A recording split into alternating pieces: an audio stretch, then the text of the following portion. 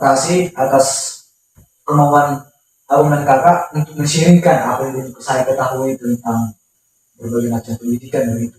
Terutama yang akan saya tanyakan pada saat ini, yakni tentang hakikat peserta didik, yang tentu seperti yang kita kaitkan dengan yang kita bahas kemarin, bahwa hakikat ini tidak terpisahkan dari peserta didik. Begitu. Jadi ada beberapa hal yang mau saya tanyakan, yang kurang saya mengerti begitulah. Yang pertama, apa yang terjadi jika guru tidak dapat memahami karakteristik peserta didik itu? Kan dalam guru itu pasti dalam pendidikan itu pasti ada yang namanya hakikat. Jadi saya mau menanyakan ini, bagaimana ya kinerja hakikat itu jika guru tidak memahami karakteristik peserta didik itu? Menurut saya, apabila seorang guru tidak memahami karakteristik peserta didiknya, maka siswa akan mengalami yang namanya kesulitan dalam memahami materi yang disampaikan oleh guru, yang mengakibatkan perkembangan, kemampuan atau potensi belajarnya melemah.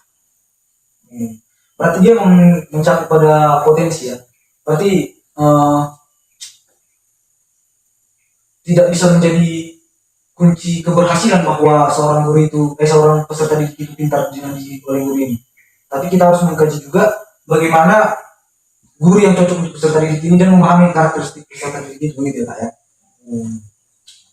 Baik, yang kedua begini, bagaimana pendidikan dapat membantu pembangunan negara? Apa peran pendidikan dalam membantu pembangunan negara? Menurut saya, warga negara dengan meningkatkan pendidikan yang tinggi akan dapat berkontribusi dalam membangun negara. Negara memerlukan ahli untuk memajukan negara dalam berbagai macam sektor. Oh, berarti peranan pendidikan itu sudah terbagi-bagi menjadi sektor-sektor gitu ya, Bang? Oh, berarti fungsi pendidikan itu di situ sudah dibagi-bagi. Sektor ini untuk membangun ini. Gitu. Oh, oke. Nah, untuk yang ketiga, sebutkan salah satu program pemerintah dalam bidang pendidikan. Menurut saya, program pemerintahan dalam bidang pendidikan wajib belajar selama 12 tahun, SD 6 tahun, SMP 3 tahun, dan SMA 3 tahun. Itu udah bisa menjadi kalau nanti peserta didik itu udah diterima kerja gitu, karena kita harus tahu juga setelah menempuh yang 12 tahun itu apakah bisa langsung bekerja gitu. Belum tentu juga sih Pak. Berarti ini hanya patokan bahwa seorang peserta didik itu wajib tamat minimal SMA begitu ya. Dan untuk yang pertanyaan berikut, apa tujuan dari pendidikan? Tujuan dari pendidikan itu adalah mencerdaskan seseorang dengan cara membekali anak dengan berbagai macam pengetahuan dan keterampilan. Kira-kira demikian. Berarti dapat kita katakan bahwa peran pendidikan itu memberi bekal lah ya, memberi pemahaman tentang apa yang akan dijalaninya ke depan. Oke, terima kasih untuk kata-kata dari kawan yang telah memberikan saya respon pendapat tentang hakikat pendidikan ini. Terima kasih. Kembali lagi di forum komunikasi kita ini, di mana kita akan membahas tentang hakikat pendidikan. Ya, dari kemarin-kemarinnya sih, terus kita membahas pendidikan ya supaya saya sebagai calon guru SD yang sedang kuliah di Universitas Akademi Mindset paham apa sebenarnya tujuan pendidikan itu, dan dengan adanya komunikasi ini saya nanti bisa mengajari sesuai karakteristik siswa yang saya ajari. Jadi ada pun yang akan saya tanyakan pada kesempatan ini ada 5 pertanyaan, yakni tentang hakikat pendidikan itu sendiri. Jadi saya mau bertanya seperti ini. Dari kemarin kita berbicara tentang yang namanya hakikat, mulai dari hakikat manusia, hakikat peserta didik, dan sampai sekarang kita tetap berbicara hakikat. Jadi saya mau bertanya seperti ini, apa sih sebenarnya pengertian hakikat itu? Oh iya, hakikat pendidikan itu adalah proses pembelajaran sebagai upaya untuk mengembangkan aktivitas dan kreativitas peserta didik dengan interaksi yang menghasilkan pengalaman belajar. Kira-kira demikian. Berarti ini berupa kebiasaan ya? Kebiasaan yang dilakukan oleh guru terhadap peserta didik yang dimana tujuannya untuk belajar ya, mengembangkan kreativitas yang ada dalam peserta didik begitu ya. Baik, untuk yang nomor 2, apakah hakikat pendidikan ini memiliki tujuan? Ya, Angka pendidikan ini memiliki tujuan yang dimana terdapat di Undang-Undang Nomor 20 Tahun 2003 tentang Sistem Pendidikan Nasional, yang terdapat di pasal 3 disebutkan tentang tujuan pendidikan, yakni mengembangkan potensi peserta didik agar menjadi manusia yang beriman, takwa kepada Tuhan Yang Maha Esa, dan berakhlak mulia, sehat, berilmu, cakap kreatif, mandiri, serta menjadi warga negara yang demokratis. Oh. Berarti ini sudah dirumuskan juga dalam undang-undang pendidikan, Bang, ya? Bagaimana tujuan-tujuan ke depan yang akan dicapai oleh pendidikan itu sendiri untuk peserta didik, gitu. Untuk pertanyaan berikutnya, apa saja dasar pada pendidikan menurut Ki Hajar Dewantara? Gitu. Seperti yang kita ketahui kan bahwa Ki Hajar Dewantara itu adalah papa pendidikan gitu, di negara kita ini. Menurut saya berdasarkan pernyataan guru bangsa Ki Hajar Dewantara ada 5 dasar pada pendidikan, yaitu asas kemerdekaan, memfasilitasi kebebasan pada peserta didik. Maksud dari kebebasan di sini tentu sesuai dengan apa yang norma moral, apa yang telah dirancangkan, di mana peserta didik tetap patuh dengan norma moral sebagai individu dan masyarakat yang bersinergi dengan alam. 2. Asas kodrat alam. Manusia sebagai bagian dari alam tentu bisa mempelajari apa yang ada di dalam alam, bisa membacanya dan menerima sebagaimana mestinya sebagai manusia yang wajar dan seimbang. 3. Asas kebudayaan. Berdasar pada kebudayaan bangsa, tetapi tetap melihat dan mempelajari kebudayaan yang lebih maju. Kemajuan bukanlah sesuatu yang buruk, akan tetapi bisa digunakan untuk lintasan maju diri. 4. Asas kebangsaan. Membentuk perpaduan satu bangsa, perasaan gotong royong dalam senang dan sedih, dan berjuang untuk bangsa dan tidak menghargai orang lain. 5. Atas kemanusiaan. Membimbing peserta didik menjadi manusia seutuhnya dan sewajarnya sebagai manusia yang merupakan ciptaan Tuhan. Oke, berarti dapat kita simpulkan bahwa asas-asas yang diberikan oleh Ki Hajar Dewantara itu adalah jalan untuk kita pendidikan itu sendiri, begitu ya. Dari awal tadi yang seperti kita bilang. Untuk yang pertanyaan yang berikutnya itu, dalam pendidikan kan ada beberapa pendekatan-pendekatan yang semestinya harus dilakukan.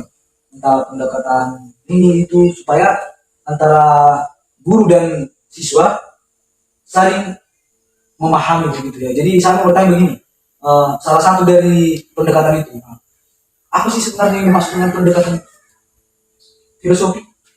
Oh iya, yang dimaksud dengan pendekatan filosofi adalah cara pandang atau paradigma yang bertujuan untuk menjelaskan inti, hakikat atau hikmah mengenai sesuatu yang berada di balik objek fenomenanya.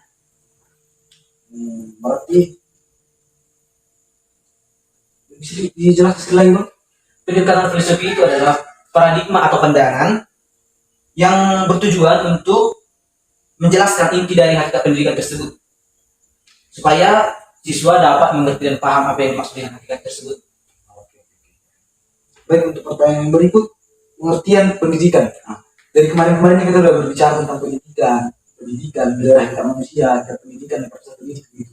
Cuman ada kalanya kita harus mengerti dulu apa itu pendidikan, gitu ya.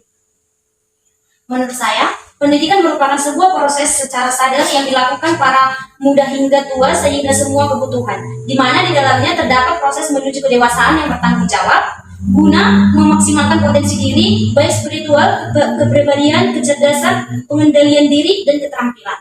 Oh, oke. Berarti pendidikan ini lebih pada pembinaan, pengendalian supaya terarah dalam peserta didik, gitu ya.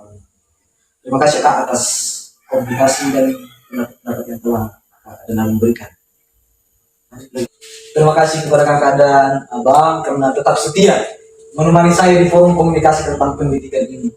Yang dimana pada topik kali ini saya akan bertanya seputar pendidikan juga, cuma ini beda.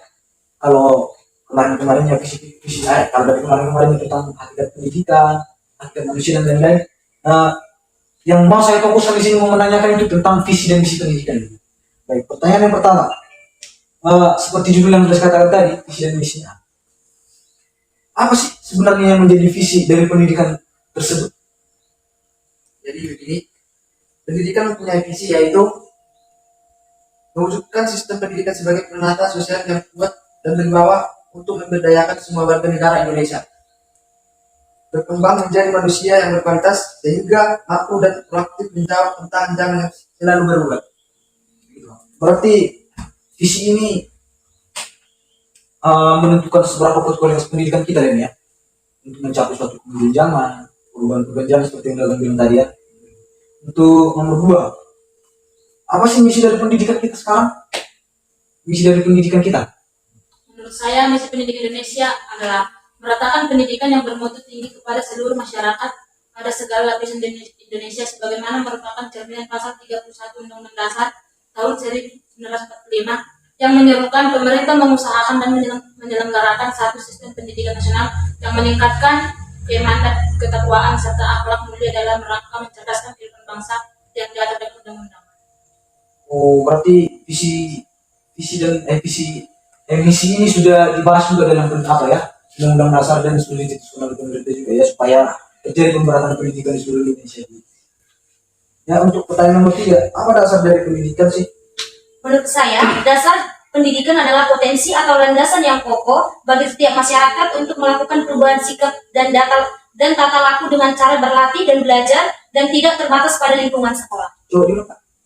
Dasar pendidikan adalah potensi atau landasan yang kokoh bagi setiap masyarakat untuk dapat melakukan perubahan sikap dan tata laku dengan cara berlatih dan belajar dan tidak terbatas pada lingkungan sekolah. Oh, kalau tujuannya sudah mencakup pada tata laku ya, bagaimana seseorang itu berperilaku. Untuk yang berikut,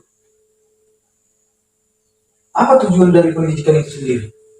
Oh, iya, tujuan pendidikan terdapat di Undang-Undang nomor 2 tahun 1985. Tujuan pendidikan yaitu mencerdaskan kehidupan bangsa dan mengembangkan manusia yang seutuhnya, yaitu beriman dan bertakwa kepada Tuhan Yang Maha Esa dan berbudi pekerti luhur, memiliki pengetahuan dan keterampilan, kesehatan jasmani dan rohani, kepribadian yang mantap dan mandiri, serta rasa tanggung jawab kemasyarakatan dan berbangsa. Oh, berarti sudah diatur oleh undang-undang dia, Bang. Ya. Baik, untuk pertanyaan yang terakhir, apa yang dimaksud dengan asas pendidikan? Jadi begini, asas pendidikan adalah sesuatu kebenaran yang menjadi dasar atau kemampuan berpikir baik pada tahap perancangan maupun pelaksanaan pendidikan. Begitu. Oke, berarti ini asas ini udah sampai pada apa dia? Apa yang bilang? Tumpuan yang menjadi titik acuan dari segala pendidikan. Oke, terima kasih atas kesempatan yang telah Abang dan Kakak berikan di forum komunikasi ini. Terima kasih. Wih, Oke Kak, Bang, terima kasih atas kesempatannya kembali lagi di forum komunikasi seputar pendidikan. Gitu ya. Kalau yang dari kemarin-kemarinnya kita membahas tentang visi misi, hakikat, dan lain sebagainya, kali ini kita akan membahas tentang unsur-unsur pendidikan yang terjadi pada saat ini. Begitu. Apa kata dan Abang spesifik untuk ditanya? Oke, yang pertama, apa yang dimaksud dengan peserta didik? Yang dimaksud dengan peserta didik adalah anggota masyarakat yang berusaha untuk mengembangkan potensi diri melalui proses pembelajaran yang tersedia pada jalur, jenjang, dan jenis pendidikan tertentu. Berarti ini peserta didik ini menyangkut pada orang ini, Bang. Iya, pada orangnya. Apakah dia mau menjadi peserta didik ya, gitu ya? Mau dididik gitu ya. Berarti intinya Tergantung kemauan. Berarti intinya kalau dia mau dididik masuk sekolah berarti dia adalah seorang peserta didik. Iya. Baik, untuk pertanyaan nomor 2, apa yang dimaksud dengan pendidikan? Pendidik. Seperti yang kita ketahui, kalau ada peserta didik tentu harus ada tutor pendidik begitu ya. Apa sih sebenarnya yang dimaksud dengan itu? Dan bisa juga Kakak Abang jelaskan tentang apa tujuannya begitu ya. Jadi tujuannya peserta didik itu, pendidik itu. Begitu. menurut saya pendidik adalah orang yang bertanggung jawab untuk memberikan bantuan kepada siswa dalam pengembangan baik fisik dan spiritual. Demikian dari saya. Coba dulu Kak. Pendidik adalah orang yang bertanggung jawab untuk memberikan bantuan kepada siswa dalam pengembangan baik fisik dan spiritual. Berarti pendidik ini orang yang menjadi guru lah gitu ya. Seperti saya lah mungkin itu sekarang sedang belajar dan setelah tamat nanti siap untuk menjadi pendidik begitu ya. Pertanyaan berikutnya, apa yang dimaksud dengan hakikat pendidik? Kalau kemarin-kemarin kita belajar tentang hakikat peserta didik, sekarang hakikatnya pendidik itu. Menurut saya, hakikat pendidik adalah Allah yang mengajarkan ilmu kepada manusia dan manusia pula yang mempunyai sebuah kewajiban baginya untuk mentransfer ilmu itu. Coba diulang, Kak. Menurut saya, hakikat pendidik adalah Allah yang mengajarkan ilmu kepada manusia dan manusia pula yang mempunyai sebuah kewajiban baginya untuk mentransfer ilmu itu. Berarti ini sudah menyangkut kepada Tuhan ya. Tuhanlah kita katakan sebagai guru begitu ya. Guru yang mengajar dan manusia sifatnya menjadi pengajar juga bagi sesama manusia begitu ya. Untuk pertanyaan berikutnya, apa saja sih tugas dan tanggung jawab pendidik? Yang menjadi tugas dari pendidik adalah mengarahkan dan membimbing siswa agar siswa tumbuh dan berkembang sesuai potensi, minat, dan bakatnya. Oh, berarti ini pendidik ini adalah penyalur lah kita katakan ya. Penyalur ilmu yang ada dalam dirinya dan mampu memperbaiki potensi yang ada dalam peserta didik ini. Gitu. Baik, untuk yang pertanyaan yang terakhir, apa saja persyaratan menjadi peserta didik? Oke, yang menjadi persyaratan menjadi peserta didik adalah persyaratan pendidik. Iya, Persyaratan pendidik menjadi pendidik. Nah, langsung jawab. Yang menjadi persyaratan pendidik adalah memiliki keahlian sebagai guru, memiliki keahlian yang baik, dan terintegrasi, memiliki mental yang sehat, badan yang sehat, dan memiliki pengalaman dan pengetahuan yang luas. Begitu, Pak. Pengetahuan yang luas yang dimaksud ini seperti apa, Bang? Apakah dia harus memiliki, contohnya begini nih, memiliki satu bidang studi yang dikuasainya? Gitu. Oke, kira-kira seperti itulah dia ya. Persyaratan menjadi pendidik ini, gitu ya. Harus memiliki satu bidang yang dikuasai supaya dia mampu mengembangkan potensi yang ada dalam peserta didik yang akan dididik. Gitu. Oke. Begitulah Bang. Pertanyaan-pertanyaan saya, mungkin orang abang ulang jawabnya, dan itulah memang ketidakmampuan saya begitu dalam mengkaji pembelajaran yang telah diajarkan dosen, ketidakmampuan saya mengkaji sempurna sehingga saya memutuskan untuk bertanya pada abang dalam forum komunikasi ini. Jadi untuk topik kali ini saya sangat puas dengan jawaban-jawaban dari abang. Kedepannya tetaplah mampu memberi pendapat bagi saya. Sekian dan terima kasih. Baik, selamat pagi untuk abang dan kakak. Selamat pagi. Kabar baiknya? Baik. Oke. Seperti biasa, saya datang ke sini kembali untuk mempertanyakan beberapa pertanyaan yang kerap dikenalkan kakak, begitu ya. Kalau kemarin-kemarinnya kita membahas tentang unsur pendidikan, hakikat pendidikan. Hakikat pendidikan. Kalau sekarang kita membahas tentang sistem, bagaimana terjadinya sistem pendidikan itu sehingga sekarang pendidikan itu dipakai sampai sekarang. Begitu. Baik, langsung saja pada pertanyaannya ya. Oke. Yang pertama, apa pengertian sistem? Apa pengertian sistem? Begitu. Sehingga bisa kita kaitkan nanti pada pendidikan. Begitu. Oh ya, jadi sistem ini adalah suatu kesatuan yang terdiri atas komponen atau elemen Ya.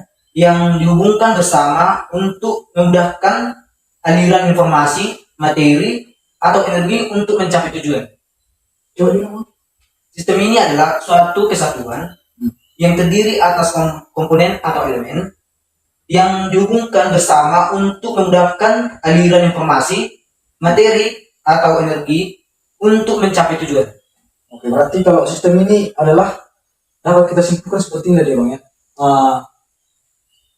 Program kita ke depannya begitu ya. Program kita ke depannya tentang bagaimana pendidikan yang akan kita buat supaya lebih baik begitu ya.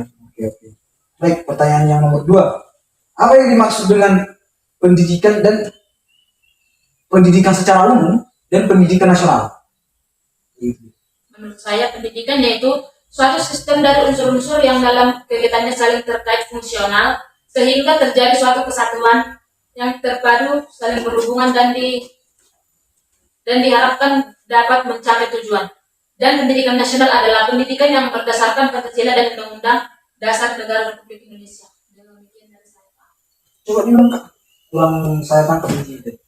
Pendidikan yaitu suatu sistem dari unsur-unsur yang dalam kegiatannya saling terkait fungsional sehingga terpadu suatu kesatuan yang terpadu saling berhubungan dan diharapkan dan dapat mencapai tujuan. Dan pendidikan nasional adalah pendidikan yang berdasarkan Pancasila dan Undang-Undang Dasar Negara Republik Indonesia. Demikian saya.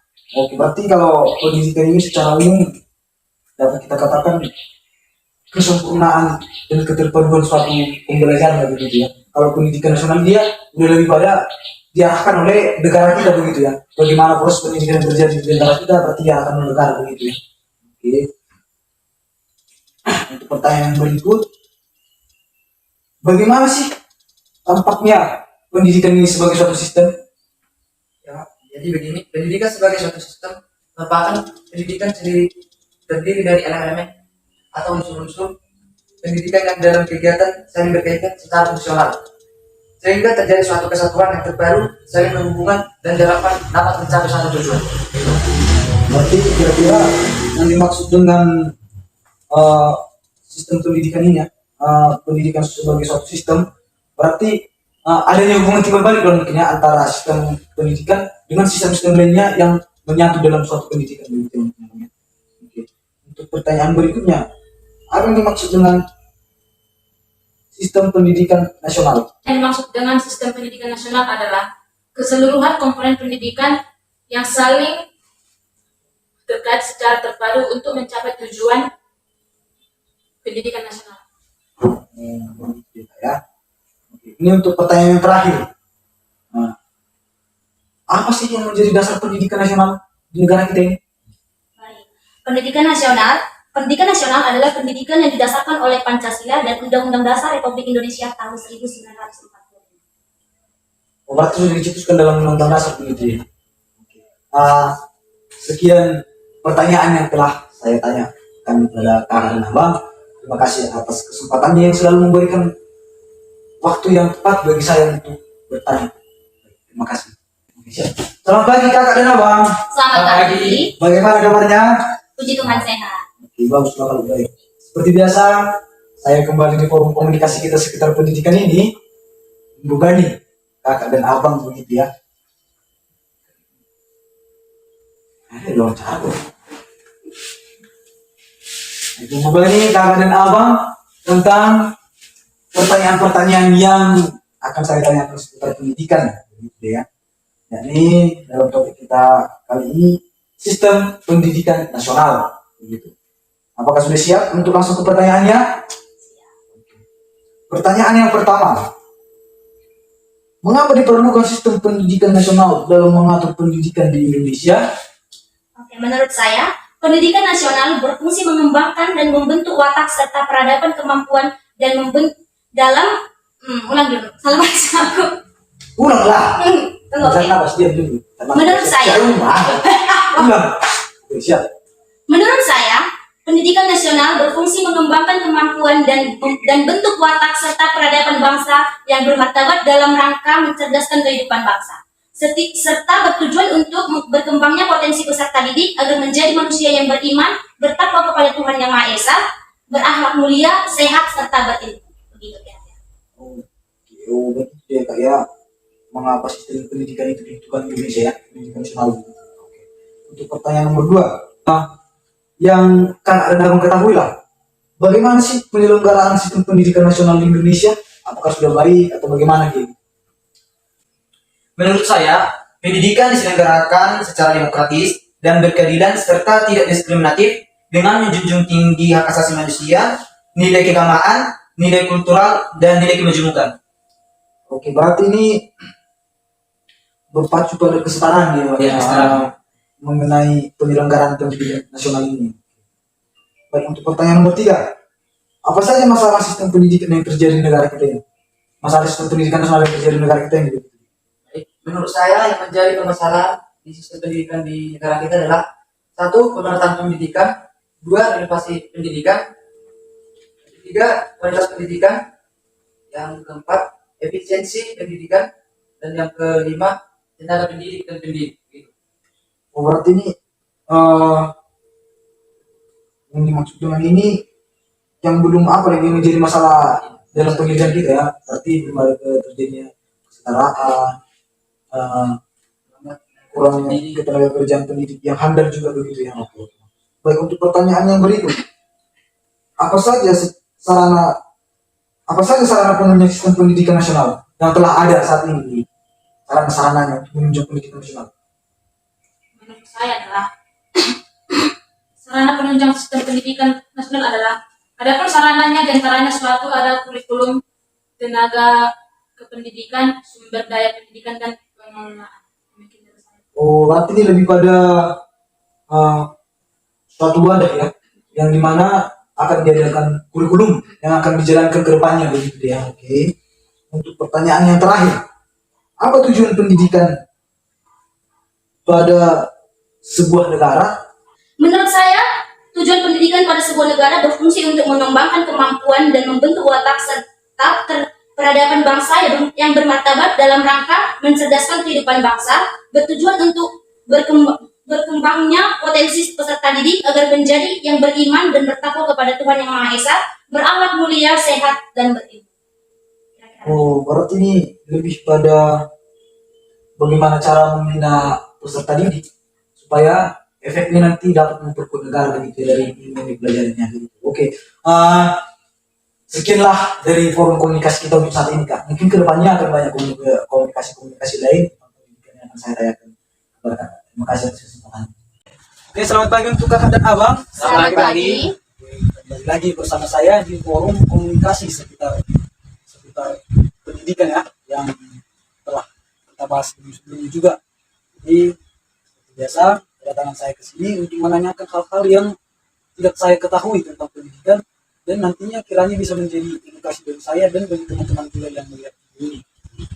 Baik, untuk topik kali ini yang akan saya tanyakan yang apa itu tentang kewibawaan dalam pendidikan. Jadi kewibawaan ini kan dapat kita lihat juga dengan cara guru memaparkan suatu topik itu. Jadi siap untuk pertanyaan yang pertama? Pertanyaan yang pertama.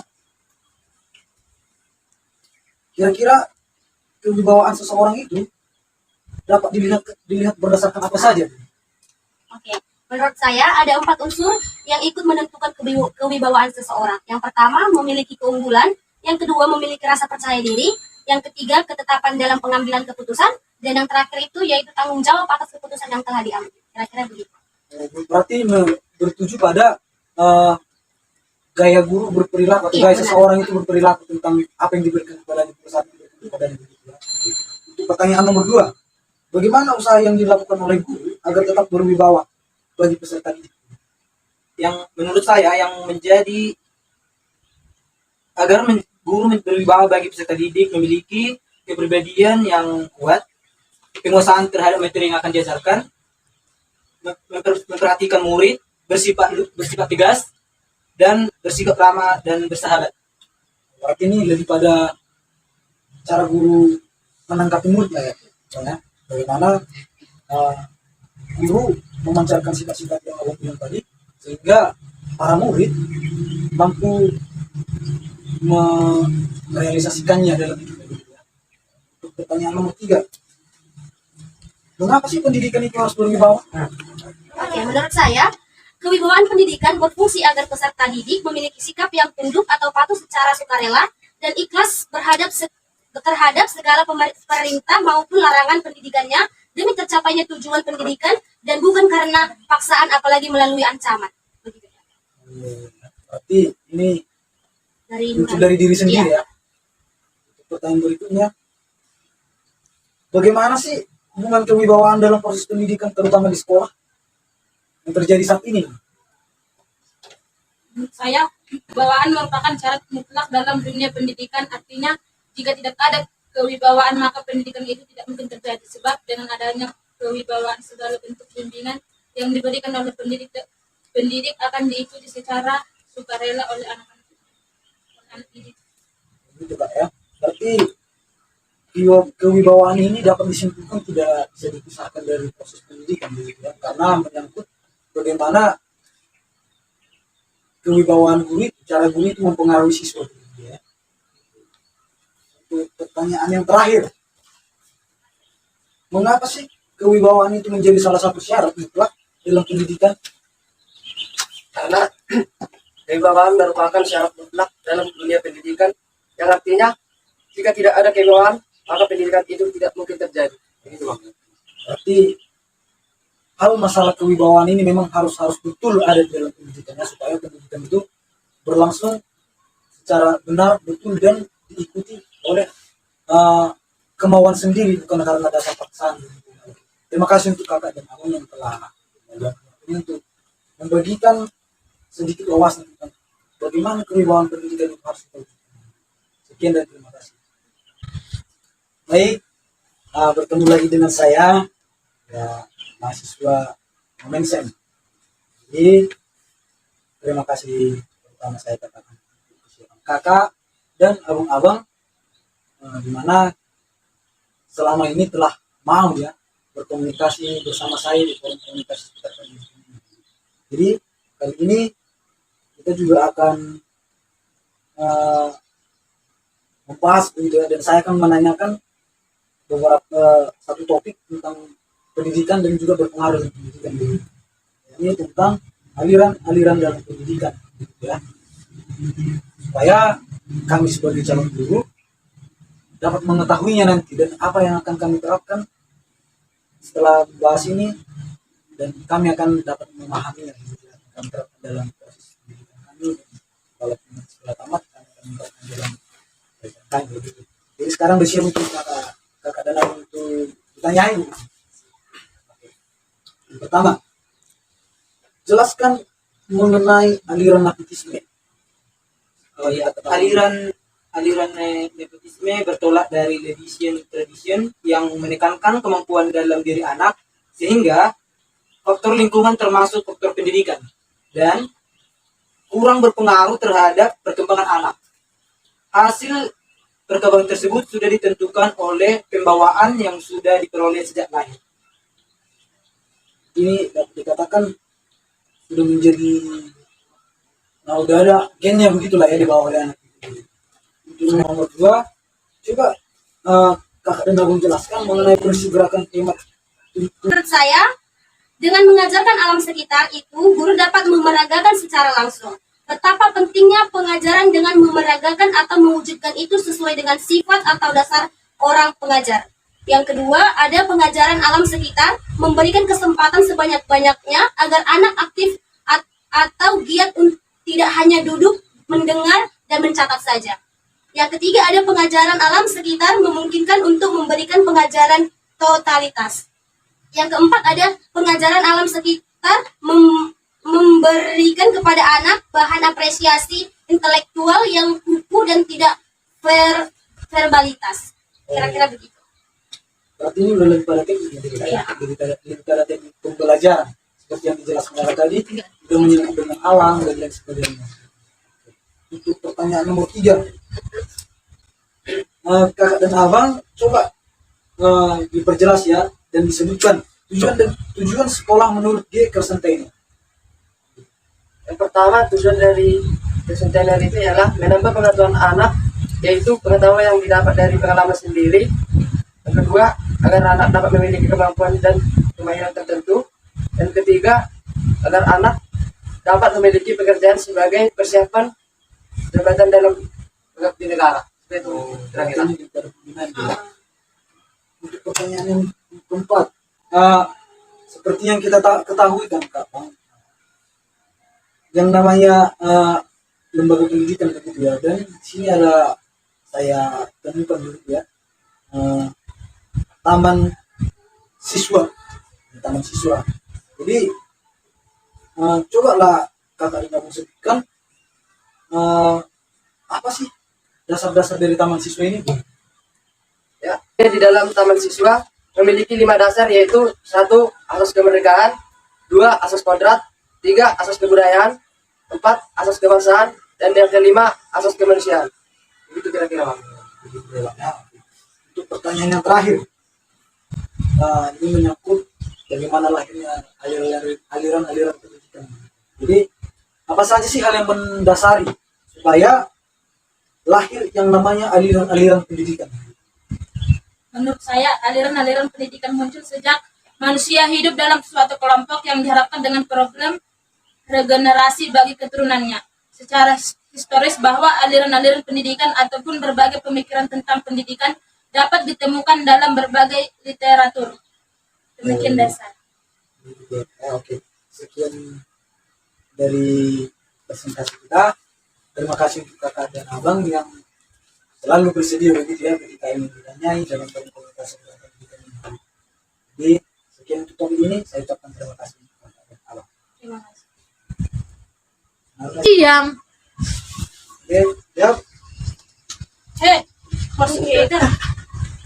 Sudah siap. Baik.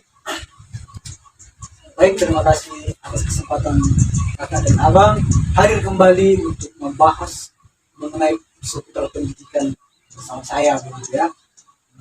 Dan topik yang akan saya bawakan untuk pertemuan kali ini mengenai perspektif pendidikan, sudut pandang pendidikan. Gitu. Jadi saya memiliki beberapa pertanyaan begitu ya yang akan saya tanyakan yang kiranya dapat membantu kami nanti untuk menemukan bagaimana sebenarnya pendidikan. Sudah siap untuk kakak dan abang untuk ditanyai? Oke, yang pertama, apa sih yang menjadi arti dari perspektif pendidikan itu? Baik, menurut pendapat saya, perspektif pendidikan adalah cara pandang suatu masalah yang terjadi. Sedangkan pendidikan adalah suatu usaha yang terencana dan saran untuk mewujudkan suatu belajar guna meningkatkan kualitas potensi diri manusia di masa yang akan datang. Gitu saja. Oke, untuk nomor 2, apa sih yang menjadi unsur perspektif itu? Apa yang menjadi unsur perspektif pendidikan itu? Menurut saya yang dimaksud bidang horizon dalam gambar perspektif adalah bidang khayalan, kedudukannya selalu setinggi mata pengamat dan sejajar dengan bidang dasar. Demikian dari saya. Oh, berarti unsur-unsur ini sudah amat ya. Mengapa sih perspektif itu? Nah, terus saya untuk pertanyaan nomor 3, mengapa sih perspektif itu penting dalam dunia pendidikan? Menurut saya perspektif penting bagi pendidikan, yaitu perspektiflah yang membantu kita memahami situasi dari sisi lain, mempertimbangkan keyakinan, pengalaman, dan sudut pandang orang lain. Hal ini membuat kita lebih bisa memahami dan memiliki empati tinggi, mengurangi bias, penilaian, dan mengurangi konflik. Itu kepada dia lebih kepada pengertian. Untuk pertanyaan nomor 4, perspektif apa saja yang digunakan untuk memahami pendidikan itu? Itu pendidikan yang dapat kita lihat dari perspektif teori dan praktik. Begitu kira-kira. Oke. Baik, untuk pertanyaan nomor 5, apa sih yang menjadi ciri-ciri dari perspektif itu? Menurut saya ciri-ciri perspektif adalah setiap orang mempunyai cara sendiri dalam melihat suatu objek. 2, cara pandang tersebut akan menghasilkan pendapat yang berbeda-beda. 3, bisa melakukan dari jauh sehingga teramati keseluruhan suatu fenomena yang menjadi perhatian. Dengan sudut pandang ini, manusia dapat melihat dengan lebih objektif. Baiklah kakak dan abang, terima kasih atas pendapat-pendapat yang telah kakak dan abang berikan ya. Dan tentu sifatnya membantu saya dalam pendidikan saya begitu. Jadi untuk pembahasan masalah tadi ini kita sudahi. Sekian dan terima kasih. Terima kasih kepada kakak dan abang karena memberi kesempatan kepada saya untuk menanyakan beberapa hal tentang pendidikan ya yang terjadi di dunia ini karena sifatnya global begitu. Dan apa yang akan saya tanyakan ini tentang pendidikan di dunia, bagaimana perspektif pendidikan global yang terjadi saat ini. Bagaimana risiko untuk ditanya Allah? Pertanyaan yang pertama, apa sih yang menjadi hakikat dan konsep perspektif global itu? Global artinya sesuatu hal yang berkaitan dengan dunia internasional atau seluruh jagat raya. Sesuatu hal ini berarti masalah, kejadian, kegiatan, bahkan sikap. Masalah misalnya kebakaran hutan di Kalimantan yang menyebabkan hingga ke negara Malaysia, Singapura, dan Brunei Darussalam. Oh, tapi ini permasalahan yang sifatnya berpengaruh kepada negara-negara lain ya, menjadi apa ini. Untuk pertanyaan nomor 2, apa sih yang menjadi pengertian dari pendidikan global? Menurut saya pendidikan global merupakan upaya sistematis untuk membentuk wawasan dan Pengembangan pendidikan global merupakan upaya sistematis untuk membentuk wawasan karena melalui pendidikan global siswa dibekali materi secara utuh dan menyeluruh berkaitan dengan masalah global. Berarti ini siswa dikenalkan dengan masalah-masalah pendidikan yang ada di dunia itulah ya, di dunia misalnya seperti pengetahuan umum lah, gitu ya. Oke, untuk yang berikutnya, kan kita nih berbicara tentang perspektif, tapi sebelum kita masuk pada perspektif itu apa sih yang dimaksud dengan perspektif global? Ya, perspektif global adalah satu cara pandang atau cara berpikir terhadap suatu masalah, kejadian atau kegiatan dari sudut kepentingan global, yaitu dari sisi kepentingan dunia atau internasional. Berarti ini udah begitu ada cara pandang yang mendunia gitu ya. Karena negara itu apa pandangan mengenai pendidikan gitu ya. Untuk pertanyaan nomor 4, kita tetap berbicara tentang perspektif global. Jadi saya mau bertanya nih, apa sih tujuan perspektif global itu? Baik, menurut para ahli Lee Anderson dan Charlotte Anderson menyatakan bahwa tujuan pokok dari perspektif global yaitu mengembangkan pengertian keberadaan mereka sebagai individu-individu yang membentuk masyarakat. Yang kedua, mengembangkan pengertian bahwa mereka merupakan anggota dari masyarakat dunia. Yang ketiga, mengembangkan pengertian bahwa mereka adalah penghuni planet bumi ini dan kehidupannya bergantung pada planet bumi tersebut. Yang keempat, ada peserta didik harus diberi pengertian bahwa mereka adalah partisipan atau pelaku aktif dalam masyarakat global ini. Yang kelima, ada pendidikan peserta didik agar mempunyai kemampuan untuk hidup secara bijaksana dan bertanggung jawab sebagai individu, sebagai umat manusia, sebagai insan penghuni planet bumi ini, serta sebagai anggota masyarakat global.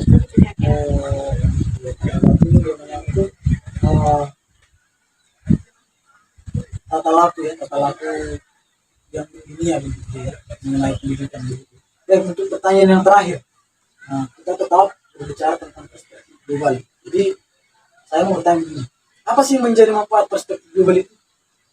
Menurut saya, manfaat perspektif global ada 4, yaitu meningkatkan wawasan dan kesadaran para pendidik dan peserta didik bahwa kita bukan hanya penghuni satu daerah, tetapi mempunyai ketergantungan dengan orang lain. Yang kedua, ada menambah dan memperluas pengetahuan kita tentang dunia, sehingga dapat mengikuti perkembangan dunia dalam berbagai aspek, terutama perkembangan iptek. Yang ketiga, mengkoordinasikan para mahasiswa untuk berpikir integral, bukan general, sehingga suatu gejala atau masyarakat dapat ditanggulangi dari berbagai aspek. Yang terakhir ada melatih kepekaan dan kepedulian mahasiswa terhadap perkembangan dunia dengan segala aspek. Ya, oke. Terima kasih atas kesempatan yang telah diberikan oleh kakak dan abang, di mana tetap selalu memberi pengarah ya, pemahaman tentang pendidikan yang terjadi secara global. Jadi sekian yang saya tanyakan, saya ucapkan terima kasih.